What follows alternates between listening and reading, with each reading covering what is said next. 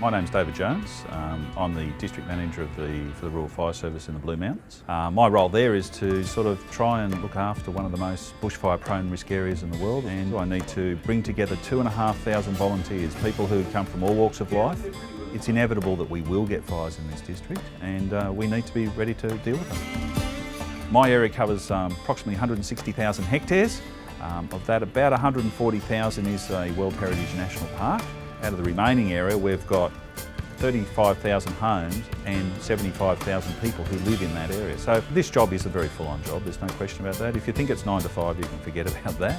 There is nothing in my day that is normal. Every day is different, every day has a challenge, every day is exciting. I joined the Rural Fire Service a little bit over 30 years ago. My then girlfriend, I was out at her parents' farm with them. There was a fire going, I was told to get on the back of a truck and let's go and fight this fire. We didn't have PPE, we didn't have radios, we didn't have helmets, we didn't have boots. It was really hang on to your hat and hope and see what happened. When you think about it, over 30 years of firefighting, we have come 40 miles from where we were. In the lead up to the October fires, we'd had some erratic fire behaviour and we were starting to get a little concerned. We'd also been out there checking fuel moisture content, so we were starting to expect that we were going to have a reasonably big season. We were prepared. Our whole operation is based on preparedness. I was in the operations room. At that stage we were pretty well wound up, and got a phone call from my regional manager from state operations to say you need to get air view on the screen. Air view's basically a helicopter with a 360-degree camera underneath it. We immediately punched it up onto the big screen, and there we saw our fire starting out the back of Linksfield. And we'd actually been advised about it before the first triple-O call started coming.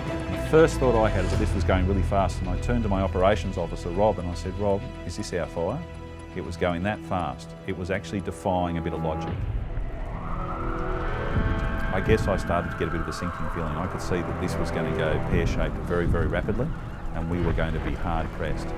Crews were just going as fast as they could, but that fire was outstripping the ability of crews to drive down streets at the rate of spread it was going through. It was pretty full on. And yeah, then it was on for young and old. Basically, we threw every unit we had down to that fire. We also had units that were committed at the Mount York fire. We had a huge amount of support from our counterparts. We had districts that were sending strike teams in of tankers, and we were marshalling resources and just putting everything we could out there. Essentially, we lost the bulk of our houses in the first 2 to 3 hours. And given that we lost 195 houses in the Linksfield area, it gives you an idea of the way that that fire just took off and ran, and the ferocity of it. The actual intensity of that fire was horrific, you know, defying logic at that stage.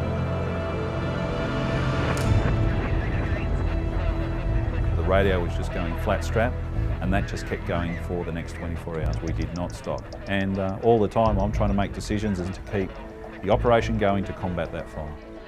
I guess for me to make reasonable decisions, I need to make sure that the information is reasonable. Every now and then you just have to take 30 or 40 seconds where you just stop and stare at the map and think it through. Because if you don't think it through, you're not developing a strategy. You need to work out, what do I need to deal with right now? The first time I walked through, really the major part, was when the Danish royal couple came for a visit. And it was a very interesting thing.